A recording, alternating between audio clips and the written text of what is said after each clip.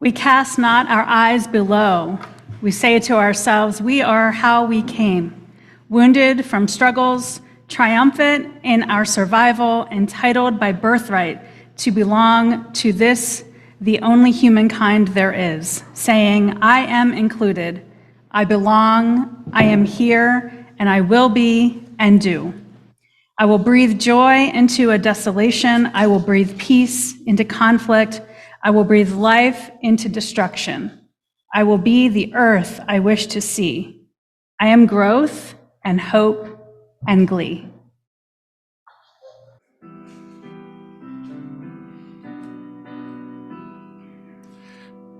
This old world is full of sorrow, full of sickness, weak and sore.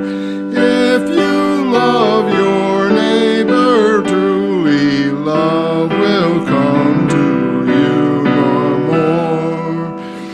more. We're all children of one family. We're all brothers, sisters too.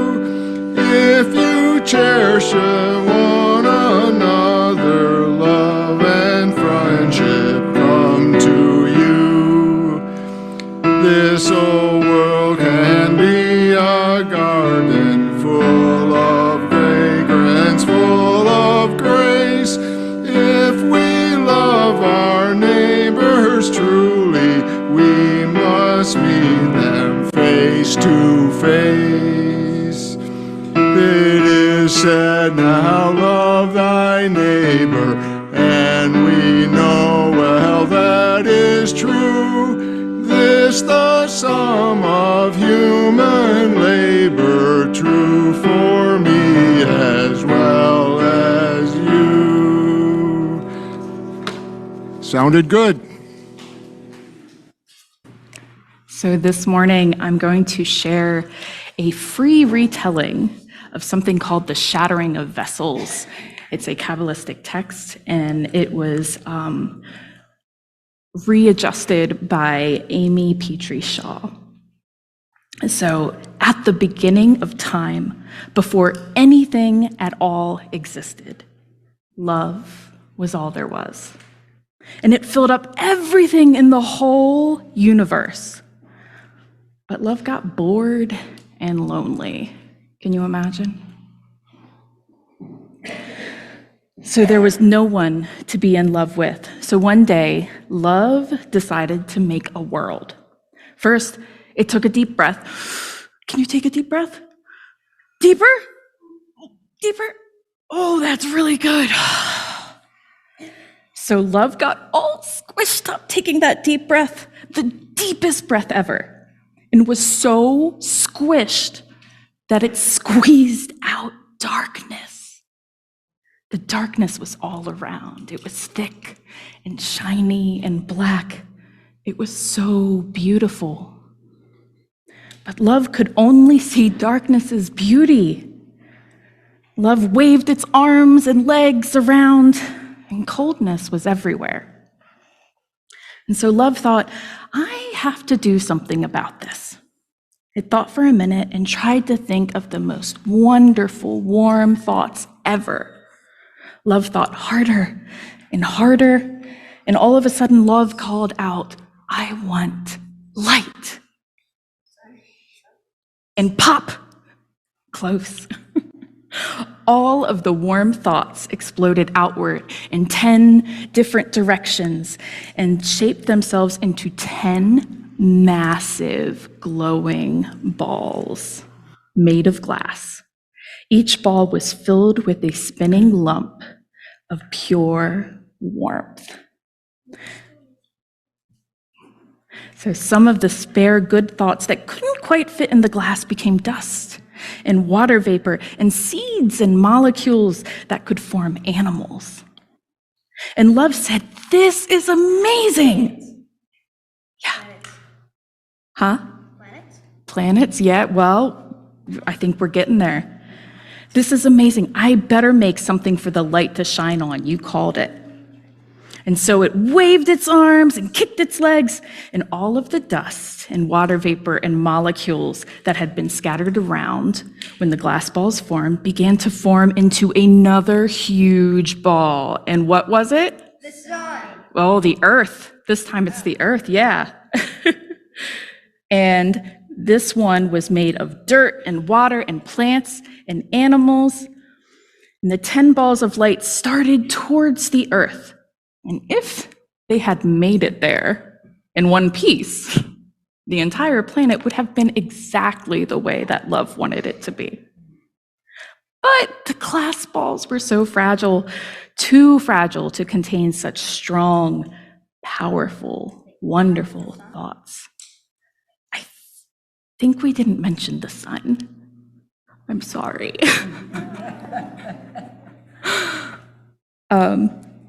So they broke open and shattered when they got there because they were so fragile. And all the warm thoughts shattered and flew out, and sparks were scattered like sand, like seeds, like stars. And those sparks fell everywhere on earth in teeny tiny bits, little bits. What's that? Oh, might be. It might be. But the love had wanted it to be big clumps, not little tiny bits. Oh no, said love, I'm too big. I'll never be able to find all those teeny tiny bits and tiny sparks. So I have to make one more thing. So love waved its arms and kicked its feet one last time, and people appeared on the earth. They didn't know it, but they were created with one job: to find these teeny tiny little sparks, these tiny pieces of wonderful warmth, and to bring them together again in big clumps. And when enough clumps are there, love said, I will recreate the big glass containers to hold them. And this time, I will set them down a little more gently. So all of us, from the time that we are born, we have a job. And that job is to help find those tiny sparks of love, to help them find more good and warm and wonderful things. Okay, wow, that literally sounds like what happens in everyday life, basically. Yeah? And I think if we do that, we'll be fixing the world.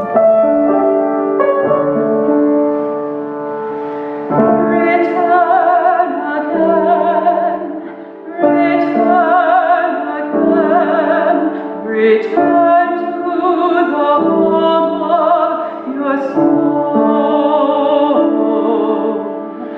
Return again, return to the home of your soul. Return to who you are, return to what you are, return to who you are, so that we born again. Return to who you are, return to what you are.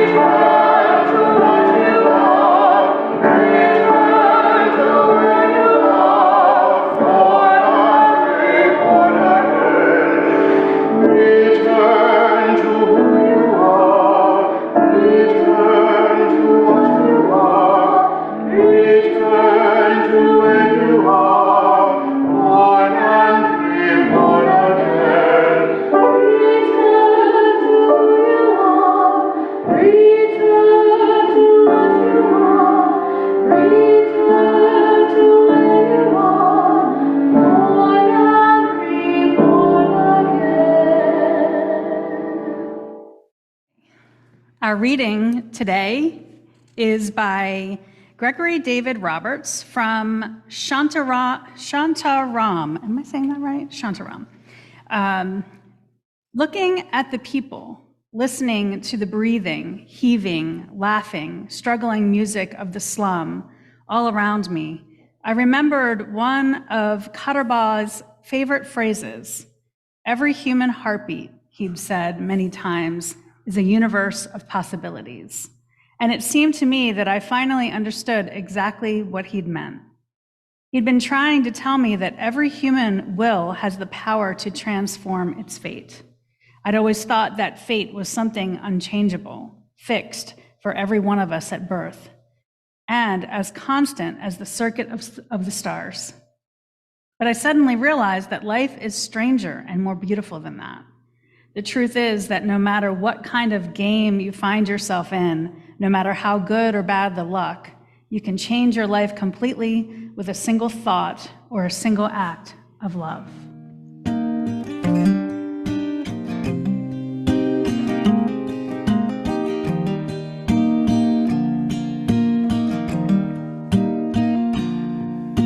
Here's a song that came today as I was walking on my way down, down, down along the sea. My head was full, my heart was heavy. There was little sign of hope, if any. I was blue, blue, blue as the ocean deep. Oh, but I kept walking on my way, high above the crashing waves, till a still, small voice sang to me, singing, lay it down, all the way down to the ground. Come and lay your worry down. Oh, lay it down from your heart right here, right now. Come, lay your worry down. I have tried to hold it all, to keep the hurt behind these walls I built, solid and so rock hard. But now the hurt has grown too big to hold. Now these walls are cracked and broken. They're falling, yes, they're falling apart. Oh, so let the tears come rolling down, let them shower to the ground, falling, falling from my heart. Yeah, lay it down, all the way down to the ground. Come and lay your troubles down. Oh, lay it down from your heart right here, right now. Come and lay your troubles down. Oh, lay them down one by one, offer each one of them up, and turn and know as you walk away that you're not alone. Help is on the way.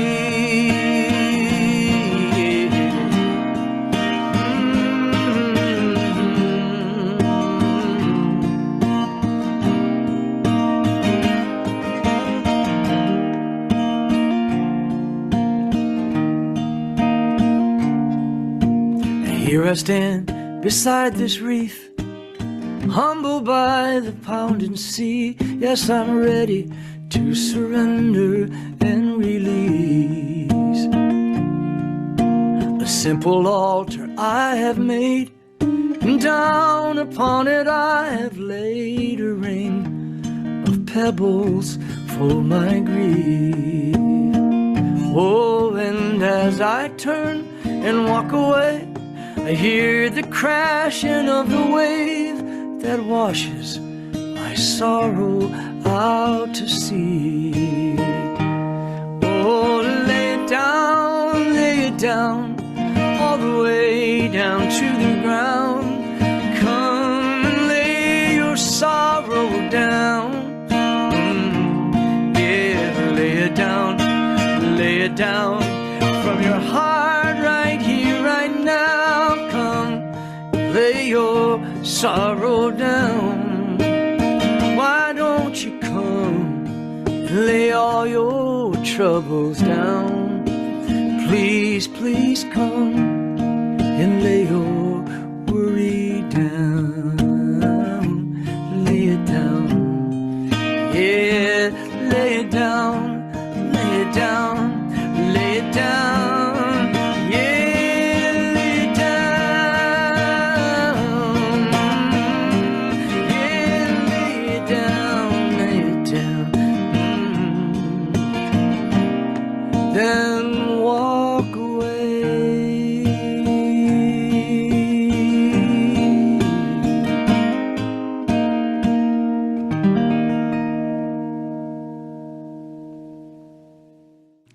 Good morning again, everyone.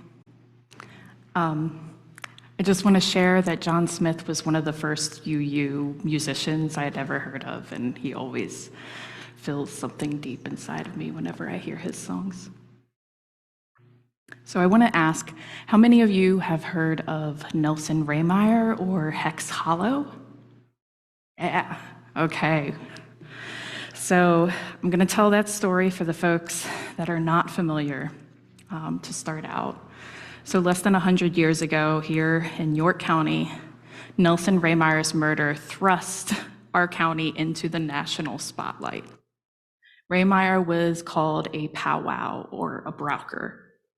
People would show up on his doorstep seeking relief for pains, healing for illnesses, treatment for their livestock, and sometimes even protection from enemies and misfortune. He lived alone, though, because even though his charms called upon the Christian Trinity, his wife disapproved of his powwowing as witchcraft. Now, a man named John Curry and two teenagers showed up on his doorstep one chilly November evening in 1928. You see, they demanded that he hand over his grimoire called The Long Lost Friend. They believed that Rehmeyer had hexed them, and they were told that the only way to break the hex was to perform a ritual using Rehmeyer's grimoire, The Long Lost Friend. Now, in powwow or braucherei, physical copies of the long lost friend were often seen to hold supernatural powers in themselves. So obviously, Rehmeyer refused, and when he did, a scuffle broke out between him and Curry. The boys jumped in, and Rehmeyer was murdered. In the ensuing trials of Curry and the two boys, who I will say were both tried as adults, became a sensation. All over the country, people were talking about the witch trials here in York County. Almost overnight, York County went from having a reputation of being an industrial innovator to being seen as a backwards backwater, where residents still embarrassingly believe in things like witches and charms and curses. This embarrassment permeated, and it led to municipalities cracking down on powwow practitioners. Some who'd had offices downtown in York advertising their services had to shut their shops and close down or risk jail time. Household practitioners went underground, or they stopped practicing entirely for people that were outside of their family.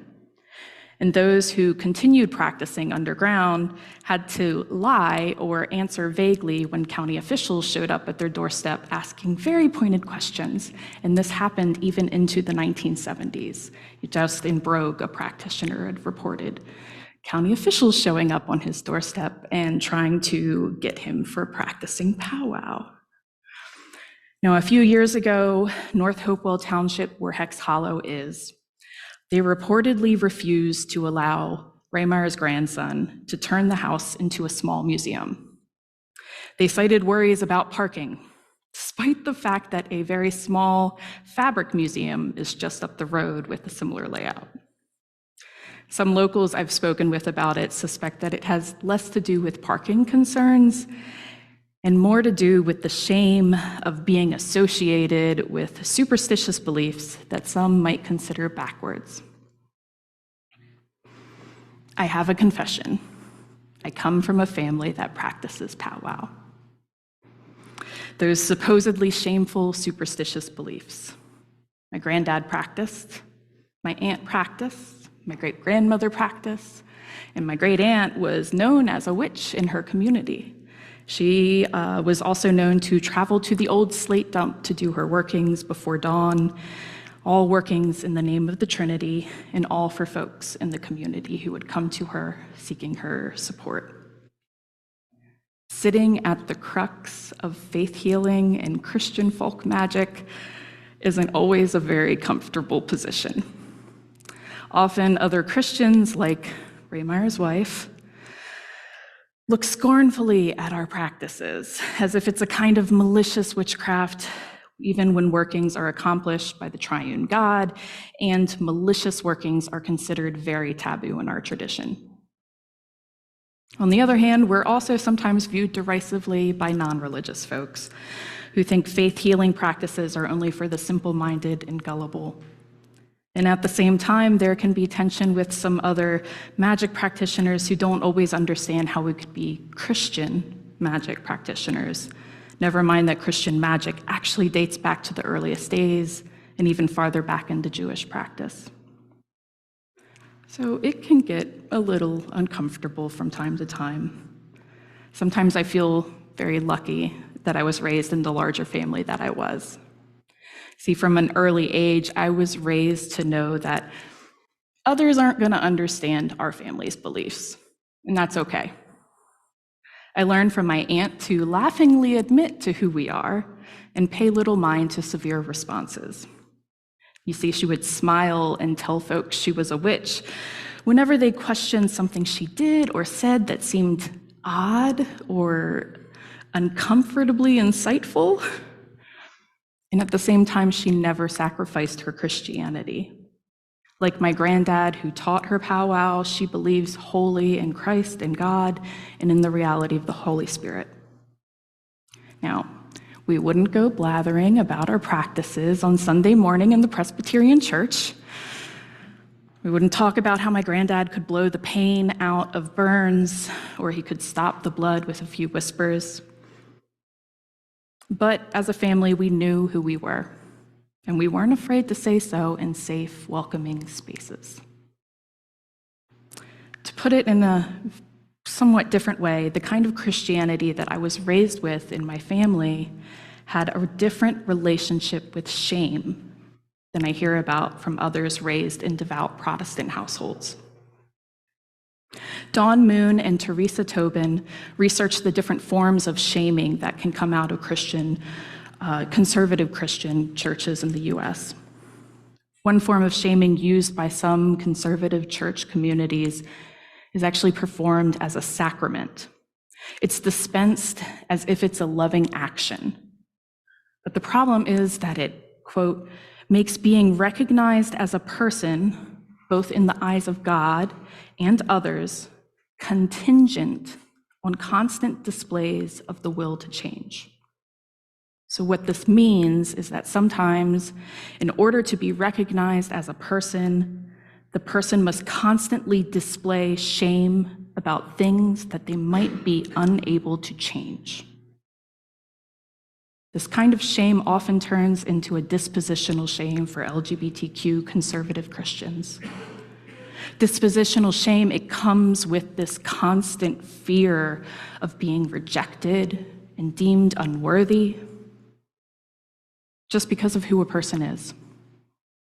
When this form of shaming comes as a sacrament, couched in the language of love, contingent on being something that one is not, the outcome can be life-destroying. As a Universalist Christian myself, my heart aches when I hear folks preach that Christ's love is contingent and narrow, bound by rules, actions, behavior. Even the theology of the cross has been mixed into these narratives of shaming individuals from time to time. For instance, too often women are shamed for not being self-sacrificing enough when they're in abusive relationships. In Proverbs of Ashes, Dr. Rebecca Ann Parker writes of this dynamic. Christianity had taught me that sacrifice is the way of life. To make sacrifice or to be sacrificed is virtuous and redemptive. But what if this is not virtue? What if nothing or very little is saved? What if the consequence of sacrifice is simply pain, the diminishment of life, fragmentation of the soul, abasement, shame? What if the performance of sacrifice is a ritual in which some human beings bear loss and others are protected from accountability and moral expectations? Shame bears a social dynamic. It's an internal sensation, yes, but it almost entirely depends on our fears or perceptions of our relationships with others.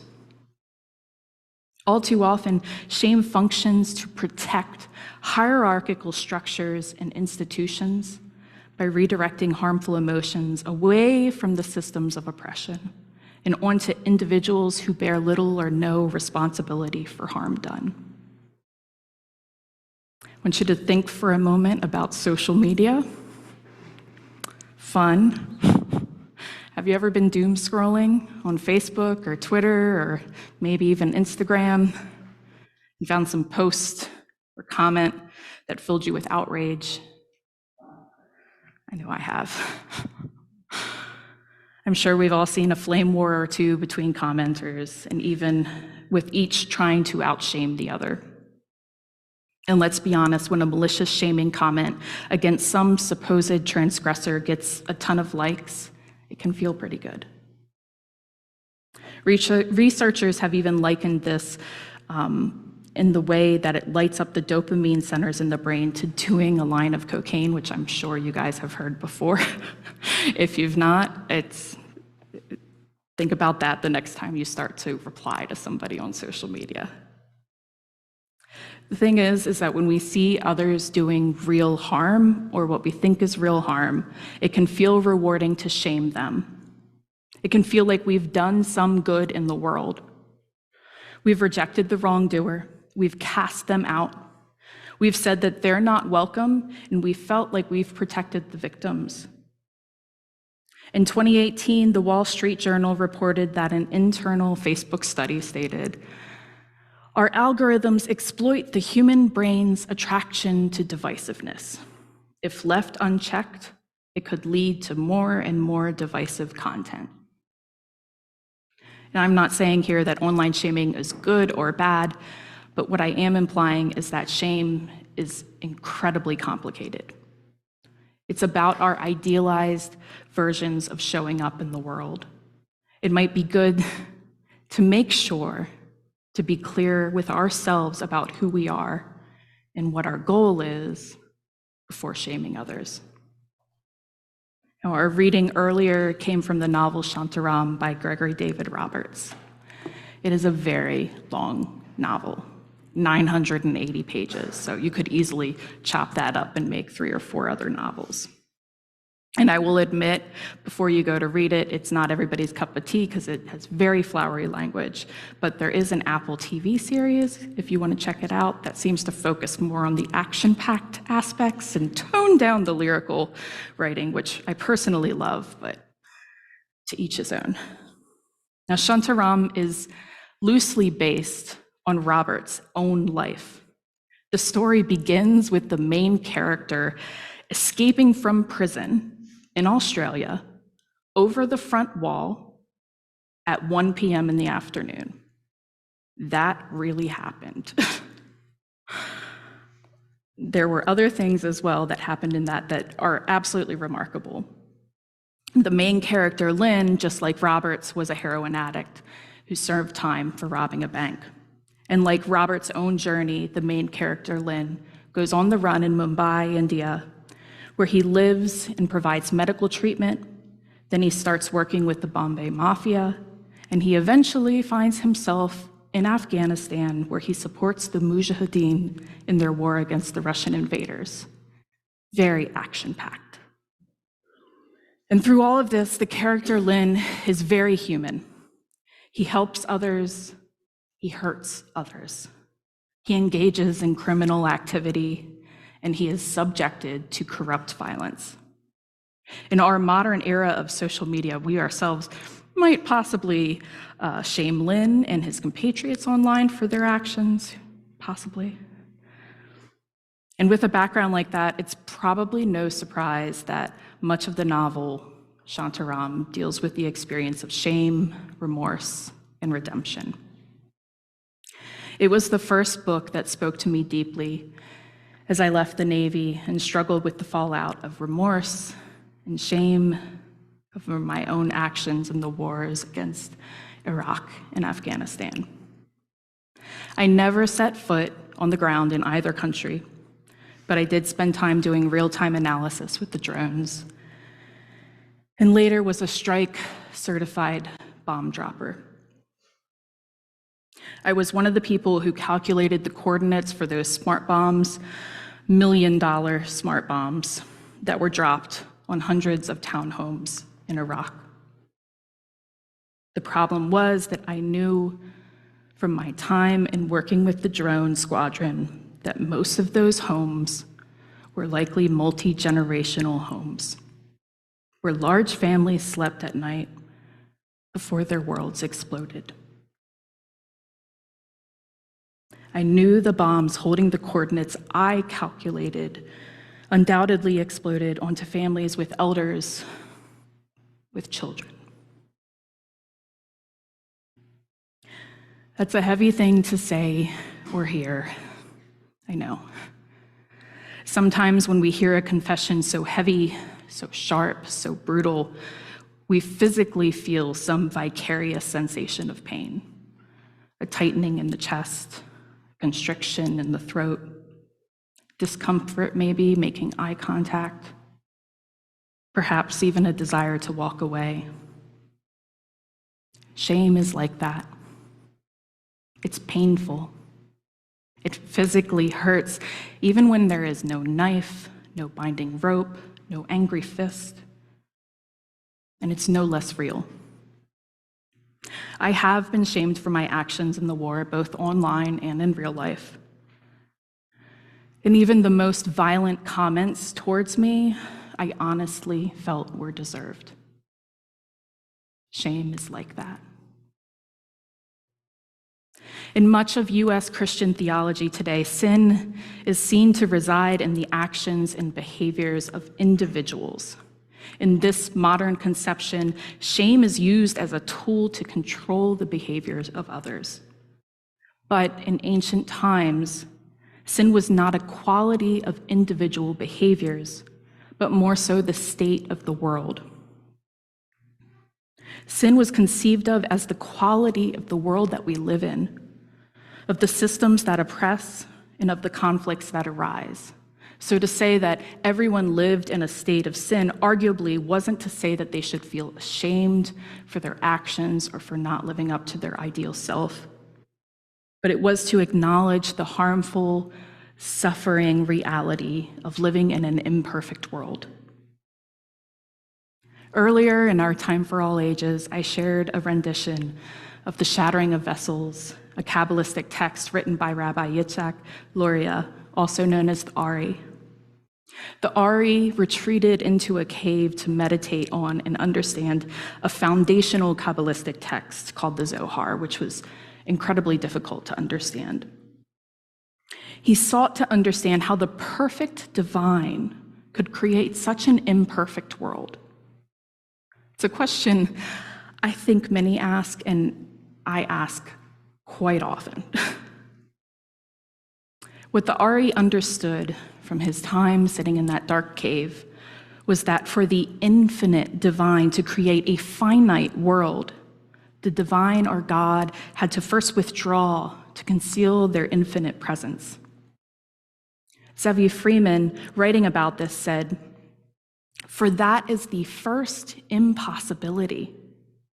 The place in God's mind where God's boundlessness meets with his desire to be found.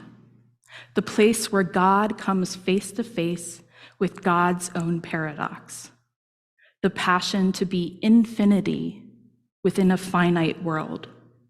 And so it shattered. The very core of reality is God's shattered dream, waiting for us to pick up the pieces. He continued saying the entire focus of human spirituality is misled. The highest beauty is not up there. The highest beauty has fallen down here. And it is humankind, not the angels, who can pick it up and reveal it. Evil is then an artifact, essentially fictitious, arising from the temporary state of disorder. Reorder the world, and evil disappears as though it never was. In this conception, evil is not the darkness whose creation allows the divine to create warmth and light. Evil is the disordering and the hidden nature of the divinity within all material things.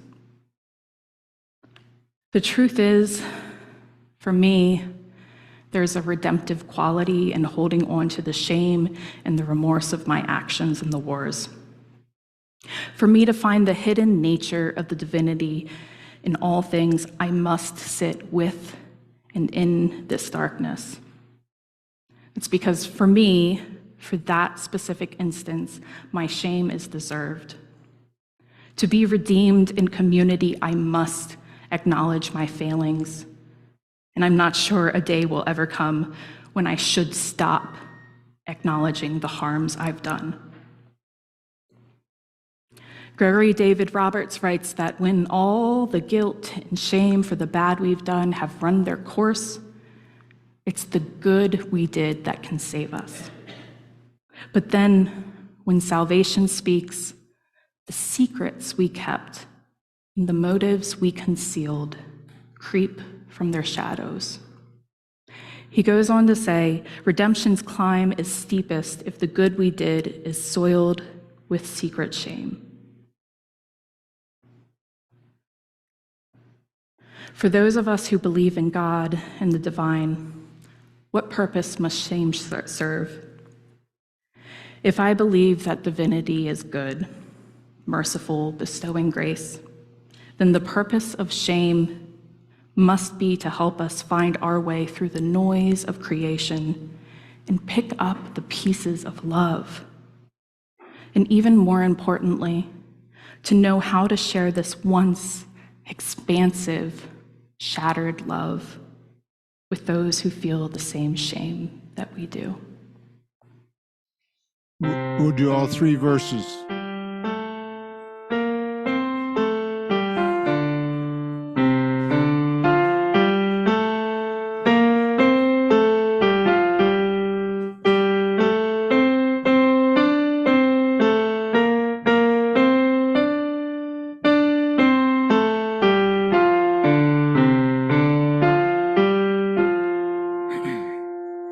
The sun at high noon, the stars in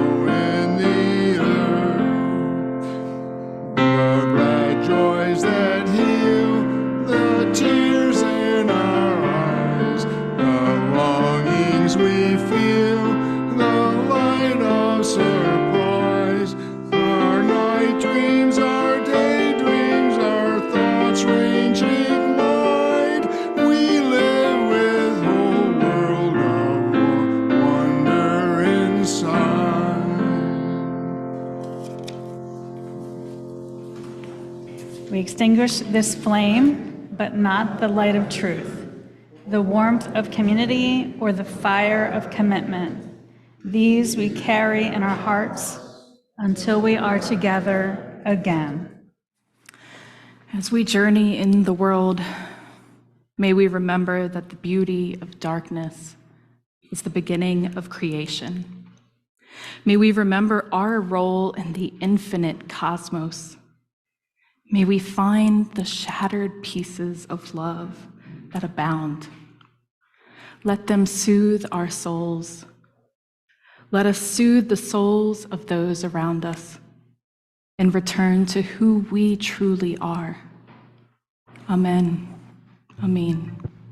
Blessed be.